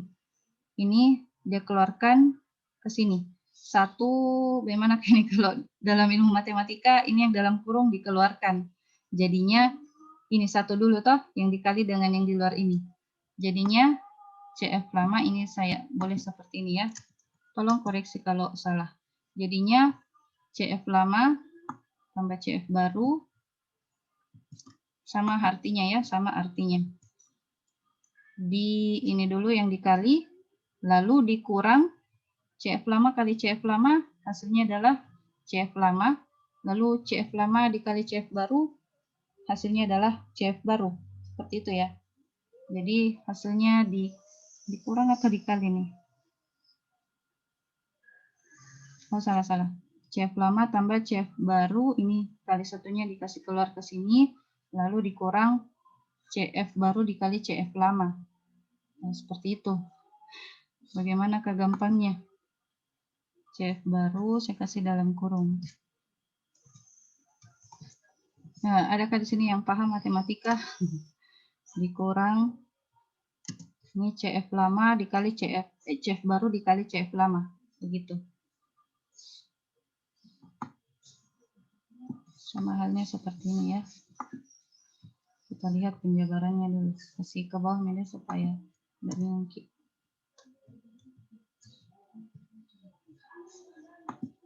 Ini dulu, satu ini dulu yang dikasih keluar. 1 kali CF baru hasilnya CF baru. Lalu dikurang CF lama kali CF baru. Atau CF baru kali CF lama. Boleh juga seperti itu. Nah, kali CF lama.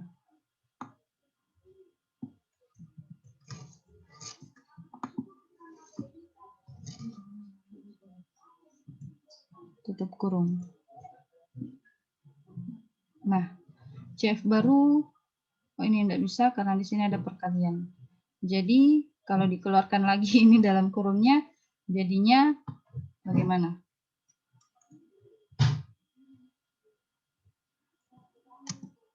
Kalau dikeluarkan lagi ini dalam kurungnya. CF lama tambah CF baru, lalu dikurang. Bagaimana kalau ini yang dalam kurung dikeluarkan? Jadinya seperti ini. CF lama tambah CF baru dikurang. CF lama kali CF baru. CF lama kali CF baru.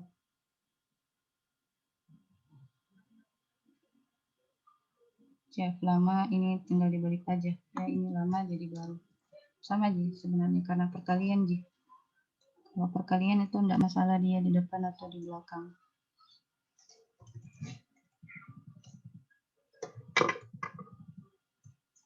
Nah, jadinya seperti ini. Ini tolong tanyakan nanti ke dosen matematika Kak Nah. Tolong koreksi Ibu pekan depan kalau salah penjabarannya. CF lama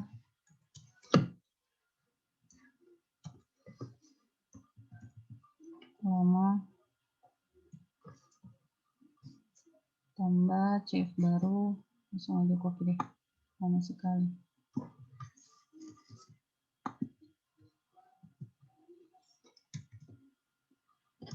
Kurang CF lama kali CF baru.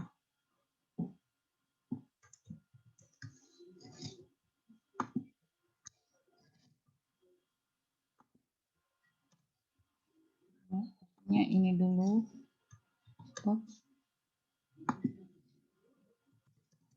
Baru ini dikurang dengan ini. Nah, gini penjabarannya ya. Nah, karena coba kita lihat di sini di file Excel-nya untuk L01 itu di atas 0, L02 juga di atas 0, jadi rumus 5 yang kondisi yang ini yang dia pakai. Kedua CF bernilai di atas 0. Maka rumus ini yang dipakai. CF lama tambah CF baru kurang CF lama kali CF baru. Nah, boleh juga seperti ini. CF lama tambah CF baru dalam kurung 1 kurang CF lama. Seperti itu. Nah, begitu juga dan ini bisa juga kalian dijabarkan ya seperti ini juga. Tinggal karena di sini dia tambah, jadi yang kurang tadinya kurang menjadi tambah. Tinggal diganti saja di sininya. Seperti itu. Ya, Hatijah, pahami Dek? Bukan rumus keempat ya. Bukan yang ini. Bukan. Tapi rumus kombinasi, rumus yang kelima dengan kondisi kedua CF bernilai 0. Seperti itu.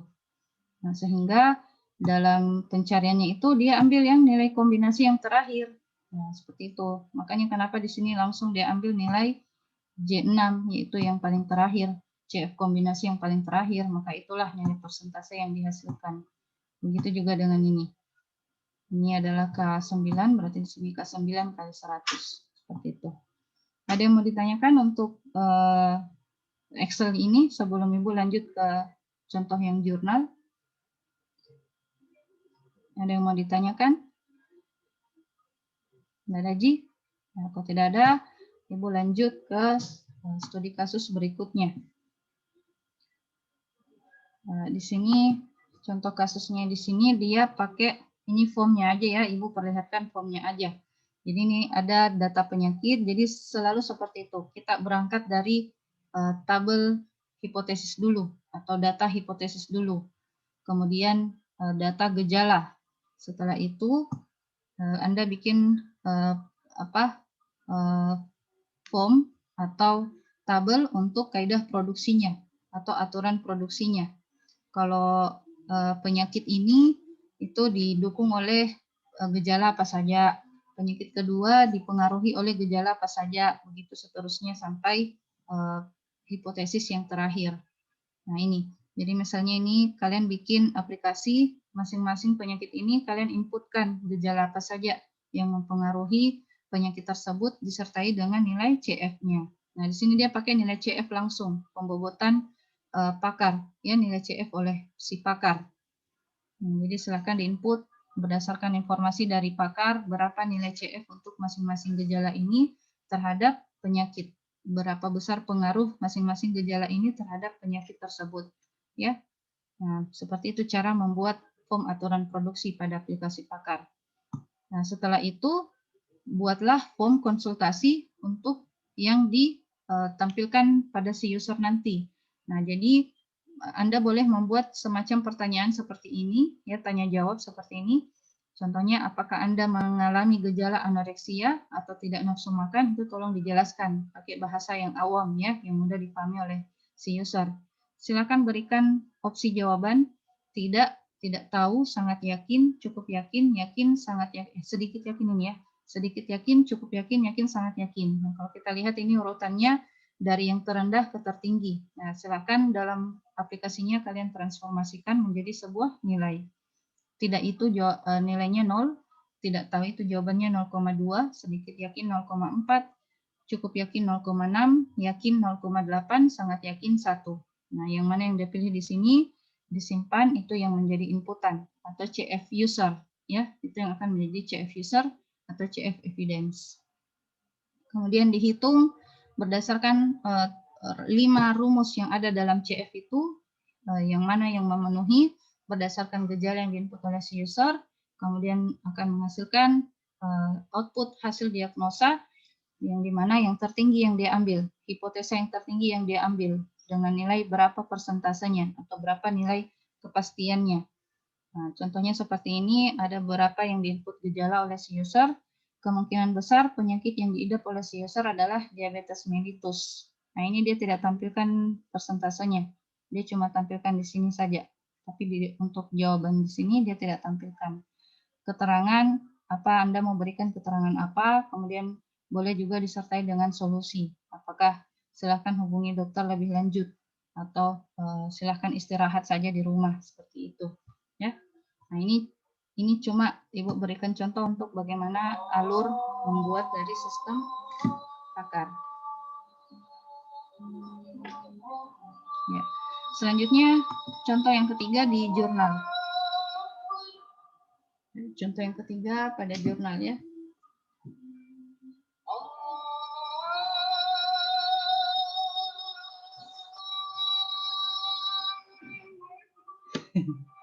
Ya.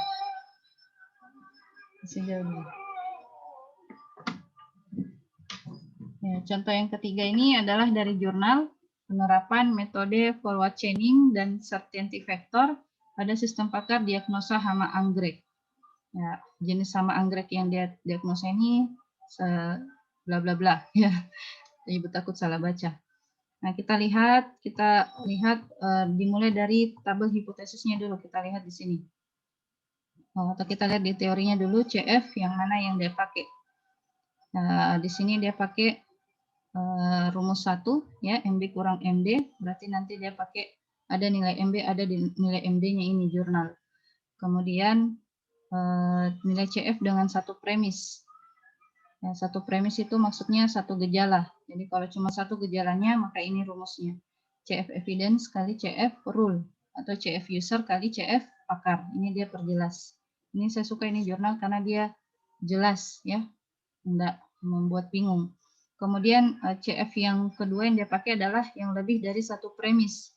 Artinya lebih dari satu gejala dalam satu hipotesis. Nah, ini dia pakai min atau max. Ya, min tadi kalau dia pakai konjungsi, max kalau dia pakai disjungsi. Nah, ini dia pakai. Ya, dia bandingkan di antara masing-masing CF user kali CF pakar, CF user kali CF pakar, yang mana yang terendah itu yang diambil. Kalau dia pakai konjungsi di dalam rule-nya. Kalau dalam rule-nya dia pakai disjungsi, maka dia ambil nilai terbesarnya. Setelah itu dia pakai CF gabungan. Nah, CF gabungannya ini dia pakai ini. Ya, tapi sebenarnya itu tergantung ya, yang CF gabungan kalau semuanya di atas 0, kedua CF-nya itu CF1 atau CF2-nya di atas 0, maka dia pakai rumus ini. 1 kurang CF1. Ya, harusnya. Bukan hanya satu seperti ini yang dia pakai. Harusnya ada lagi. Karena tergantung kondisi ya, nilai CF masing-masing. Karena boleh jadi dia di bawah 0. Oh, kenapa dia yakin seperti ini? Coba kalian perhatikan. Di akuisisi pengetahuannya dia sudah langsung patok nih. Tidak ada nilai minus di dalam nilai bobot pakarnya. Nah, seperti ini. Makanya dia yakin pakai rumus kombinasi yang pertama tadi. Semuanya di atas 0. Perhatikan Ki. Nilai bobot pakarnya semua di atas 0. Tidak ada yang di bawah 0. Ya. Makanya dia pakai rumus kombinasi yang pertama tadi. Semuanya di atas 0. Makanya dia yakin pakai ini. Nah, jadi itu rumus yang dia pakai di dalam jurnal ini. Setelah itu kita lihat tabel akuisisi pengetahuannya atau tabel nilai bobotnya berdasarkan masing-masing gejala. Ya, gejala 1 nilai bobotnya 0,9. Kemudian gejala 2 0,8. Nah, setelah itu ada tabel hipotesis, yaitu tabel hama namanya. Ada hama 1 sampai hama 12. Berarti nanti outputnya ini ya, di antara 12 ini, nama hama ini. Nah, kemudian ada tabel rule atau kaidah produksi. Ada berapa rule-nya? Ada 12 sesuai dengan hipotesisnya atau hamanya ada 12 juga. Jadi kalau hama 1 itu gejala apa saja yang mempengaruhi hama 1? Ada gejala 1, gejala 2, gejala 3. Pakai logika N. Begitu juga gejala 2 pakai logika N. Logika 3 semuanya gejala N. Berarti dia pakai rumus yang konjungsi tadi ya, konjungsi. Berarti pakai min. Dia cari nilai yang terendah. Nah, setelah itu kita lihat di sini user interface-nya atau tampilannya. Jadi dia tampilan awalnya seperti ini, memberikan informasi kepada user bahwa ini tanaman anggrek ini, apa informasinya. Ya, silakan ditampilkan sesuai dengan informasi apa yang ada pada anggrek tersebut. Lalu user interface yang kedua, ya, ini adalah tampilan konsultasi. Ya, artinya konsultasi itu yang dihadapi oleh si user. Nah, di sini user menginput gejala yang mana yang terjadi pada tanaman anggreknya dengan pilihan jawaban. Nah, coba perhatikan pilihan jawabannya ini dia ada hampir pasti. Kita lihat pilihannya sini. Kalau pasti tidak itu 10%, hampir pasti tidak 20%, kemungkinan besar tidak 30%. Nah, ini dia lebih banyak lagi pilihannya ya. Mungkin tidak, kemungkinan kecil, mungkin, kemungkinan besar, hampir pasti, dan pasti. Nah, itu kita berikan informasi pilihan kepada si user seperti ini, supaya dia paham. Checklist yang mana yang menjadi gejala pada tanaman anggreknya, disertai derajat keyakinannya. Setelah itu, diproseslah ke dalam aplikasi. Nah, ini gejala yang diderita oleh anggrek si user itu ada 5 gejala yang diinput dengan nilai kepastian masing-masing. Ini dari user, ini dari si pakar. Ya, dari si pakar itu yang tadi tabel bobot yang pertama tadi. Nah, kemudian dihitunglah di dalam sistem. Nah, sebenarnya kalau ini proses perhitungannya tidak perlu ditampilkan kepada si user ya, cukup di belakang layar saja. Nanti yang hasil akhirnya saja yang kita tampilkan kepada si user, karena biar juga ditampilkan begini si user tidak paham ya. Nah, selanjutnya bla bla bla bla, sehingga yang menjadi kesimpulan yang mana yang tertinggi itulah yang akan menjadi outputnya, ya, dengan disertai dengan tambahan informasi tambahan berupa pengobatan apa. Kalau misalnya hama kumbang itu apa pengobatannya, kalau hama sekian apa pengobatannya, seperti itu. Nah, jadi seperti itu alur dari user interface dari sistem pakar. Itu kalau terhadap user. Nah, lain lagi kalau user interface pada admin ya. Nah, selanjutnya kita lihat bagaimana perhitungan manualnya. Berapa tadi gejala yang diinput si user? Nah, ini dia contoh, berikan contoh 3 ya. Gejala 1, gejala 2, gejala 3. Nah, kebetulan menuju kepada satu hipotesis yaitu H1. Gejala 1, gejala 2, gejala 3 semuanya berkumpul di dalam hipotesis 1. Nah, dengan nilai bobot yang diinput oleh si user, daun bergerigi nilainya 0,7. Apa tadi itu yang 0,7? Jawabannya hampir pasti ya. Ini 0,8 itu juga hampir sangat pasti. Kemudian 0,6 ya apa tadi derajat keyakinannya itu diinput oleh si user. Kemudian ini nilai bobot pakar, ini yang ada di nilai bobot awal tadi. Nah, cara perhitungannya dikalikan aja untuk masing-masing gejala. Gejala 1 yang dulu kita hitung CF gejala 1 dikali user dengan pakar 0,7 kali 0,9. Berarti ini rumus 1 yang dia pakai. Seperti itu memang untuk menghitung nilai CF untuk masing-masing gejala memang seperti itu. User dikali pakar. Evidence dikali rule. Seperti itu. 0,7 kali 0,9. Hasilnya 0,63. Begitu juga gejala 2. 0,8 kali 0,8. 0,6 kali 0,8. Untuk gejala 3. Setelah itu kita hitung kombinasinya. Ya, kombinasi untuk gejala 1 dan gejala 2.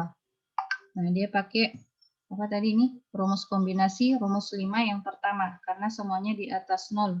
Toh, nilai CF-nya ini. Semuanya di atas 0. 0,63 tambah 0,64 kali 1 kurang CF gejala 1. 0,63. Hasilnya 0,8668. Lalu kombinasi yang kedua, itu ini dia berikan nama CF old 1 untuk ini nih. CF old ya, CF old 1. CF old 1 dengan CF gejala yang ketiga. Ini. Semua di atas 0. Maka dia pakai rumus kombinasi atau rumus 5 yang pertama. Masukkan nilainya CF old 1 tambah CF gejala 3 kali 1 kurang CF old 1. Hasilnya 0,93. Maka sampai di sini perhitungannya yang mana yang menjadi hasil akhir, maka itulah yang diambil lalu dikali nilai persentase supaya bisa dipahami oleh si user. 0,93 kali 100 hasilnya 93,0736%. Kalau ditransformasi ke dalam jawaban orang awam itu artinya sangat yakin ya, sangat yakin atau sangat mungkin boleh juga. Jadi sangat mungkin apa hamanya ini tadi hama 1 ya, hama 1 namanya seperti itu ya. Nah, jadi seperti itu untuk metode CF. Ada yang mau ditanyakan, Dek? Ada yang mau ditanyakan untuk metode CF?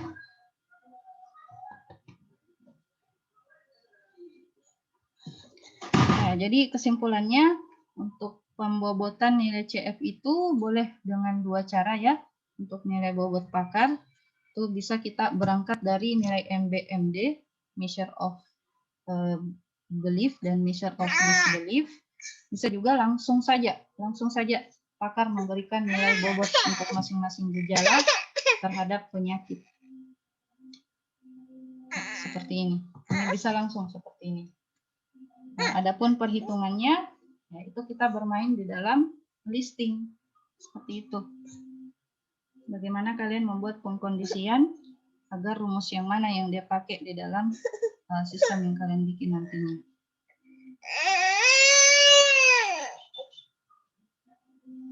Udah ada aja yang mau ditanyakan, Dek? Saya, Saya, Bu. Bu. Ya, sebut nama dan kelas. Rini, Bu, dari kelas C2. Oke, Rini, kelas C2. Silakan. Ini, Bu, yang contohnya kan inputan usernya itu merujuk ke satu penyakit C. Sedangkan itu gejalanya kan G1, G2, G3. Bagaimana kalau ada G1 di penyakit yang lain tidak dihitung, Ji? Itu, Bu. Kalau ya, misalnya ada gejala yang muncul di penyakit lain, nah pasti dihitung, Dek. Jadi semua gejala yang diinput oleh user, di mana dia muncul, di rule mana, itu semuanya dihitung. Nah, nanti untuk semua hipotesis itu dihitung, yang mana, hipotesis yang mana dia muncul itu gejala. Nah, baru dihitung. Nah, kebetulan tadi dia contohnya 3 ini hanya di sini dia muncul, dia hitung. Dia hanya ini hanya dia berikan contoh perhitungan aja ya. Tapi sebenarnya karena G2 itu ada juga di H2 kan, ya harusnya dihitung juga di sini. Ya, harusnya dihitung juga di sini. Nah, cuman karena G2 ya, karena G2 di sini dia sandingkan dengan G4 pada rule 2, G4 itu nilainya 0. Jadi ketika dikali dengan G2 itu pasti hasilnya 0. Seperti itu, Rini. Makanya dia tidak hitung untuk H2-nya. Oh iya, Bu. Terima Iya. kasih. Iya, seharusnya dia hitung. Jadi meskipun hasil akhirnya nanti 0 untuk hipotesis 2 atau berapa yang mungkin sangat rendah hasilnya ya, tetap dihitung hari ini. Ya, semuanya harus dihitung. Ya. Dengan G1 ini muncul tawa di H3, H4, ya, itu G1 muncul lagi di H10, H11, H18, G3, dan ada. Ya, betul Rini, harusnya dihitung untuk semua hipotesis ya. Gejala yang muncul di masing-masing hipotesis, di hipotesis mana dia muncul itu harus dihitung karena pada akhirnya nanti akan dibandingkan yang hipotesis mana yang paling tinggi persentasenya atau tingkat kepastiannya. Ya, oke Rini, terima kasih pertanyaannya. Bisa dipahami ya? Ada lagi yang lain? Saya, Bu. Ya, silakan. Andi Alif. Andi Alif, Bu, dari C1. Ya, oke, silakan, Dek. Yang mau saya tanyakan itu kan ada nilai bobot. Nilai bobot itu kan dari pakar, Bu. Bagaimana kalau misalnya tidak ada, maksudnya nilai bobotnya tidak ada di Jurnal. artikel, ya jurnal yang didapat itu, bagaimana cara menentukannya, Bu? Kalau boleh tahu, jurnalnya Alif pakai metode apa, Dek? Metode Bayes, Bu. Bayes. Nah, itu aja yang kita ambil, Dek. Nilai probabilitas dari teorema Bayesnya aja itu yang kita pakai di nilai bobot pakarnya. Yang untuk masing-masing gejala. Sama Jita? Teorema Bayesnya diambil, Bu. Iya, yang itu nilai aja. akhirnya. Itu aja yang kita pakai, Dek. Kan sama di nilainya tuh 0 sampai 1 juga. Iya, Bu. Ya, boleh. Itunya aja yang kita pakai, nilai dari teorema Bayes itu yang kita pakai. Oke, Alif. Ada lagi yang lain? Nggak ada, Ji? Nggak ada lagi? Ya, kalau tidak ada, untuk menjadi tugas berikutnya, tugas berapa ini, Dek, di sistem pakar? Tugas 4 ya? Ya, tugas 4. Nah, yang menjadi tugas 4 adalah lakukan simulasi ini, ya. Simulasi dalam file Excel untuk perhitungan kasus Anda, ya. Untuk kasus Anda, maksudnya masing-masing kalian kan punya judul toh. Silakan kalian berikan nilai CF pakarnya dulu berdasarkan nilai, boleh pakai nilai probabilitas yang ada di teorema Bayes. Ya, alhamdulillah kalau judul yang kalian punya di jurnal itu adalah metode CF, ya tinggal itu saja yang kalian gunakan nilai CF pakarnya. Kalau dia berangkat dari nilai MB MD, ya tolong tampilkan juga nilai MB dan nilai MD-nya di Excel sehingga menghasilkan nilai CF pakar, ya. Nah, itu kemudian simulasikan terhadap 5 gejala. Ya, silakan simulasikan terhadap 5 gejala. Silakan pilih di antara gejala-gejala atau evidence yang ada di kasus kalian. Silakan pilih yang mana. Ya, pilih terserah minimal 5. Kemudian silakan hitung, ya, simulasikan menggunakan Excel seperti ini. Jadi kumpul tugasnya pakai file Excel seperti ini supaya Ibu lihat proses perhitungan Anda seperti apa untuk CF-nya, ya. Intinya bikin simulasi sistem Pakar berdasarkan dari judul jurnal yang kalian miliki masing-masing menggunakan metode CF dengan minimal 5 gejala yang dipilih, ya, atau 5 evidence yang dipilih. Seperti itu. Menggunakan file Excel. Jadi yang dikumpul itu nanti file Excel, ya, di kalam di pertemuan 8 ini. Paham ya, Kidek? Nah, ini nanti Ibu share di kalam. Silakan kalian ikuti saja ini, tinggal diganti nama variabel gejalanya dan nama hipotesisnya dan nilai CF-nya. Ya.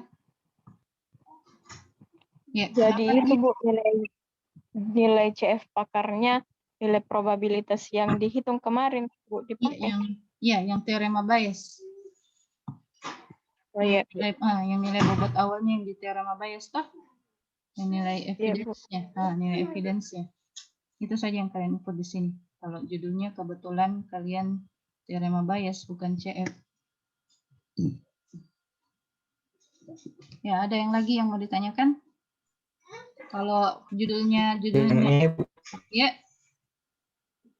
Kenapa? CF usernya Bu, yang inputannya yang kalau CF usernya Bu, yang itu Bu yang di tingkat. CF user itu terserah kalian, namanya simulasi. Jadi yang ini Bu, yang CF user itu yang pakai tingkat begini.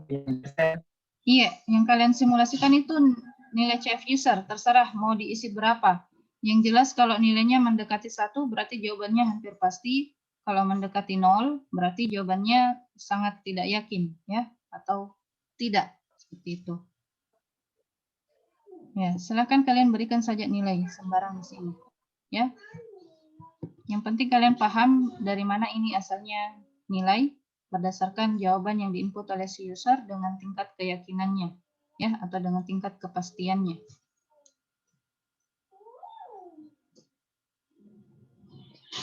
Oke. Ada lagi yang mau ditanyakan? Ya. Oke. Kalau tidak ada, ya, kita tutup pertemuan hari ini. Jangan lupa absen di kalam dengan ucapan alhamdulillahirabbil alamin. Ada minta yang mau bertanya? Jadi sekali lagi file Excel-nya aja yang dikumpul di kalam, ya. Ya. Wabillahi taufiq wal hidayah. Assalamualaikum warahmatullahi wabarakatuh. Waalaikumsalam warahmatullahi wabarakatuh. Masih Bu. Iya, sama-sama.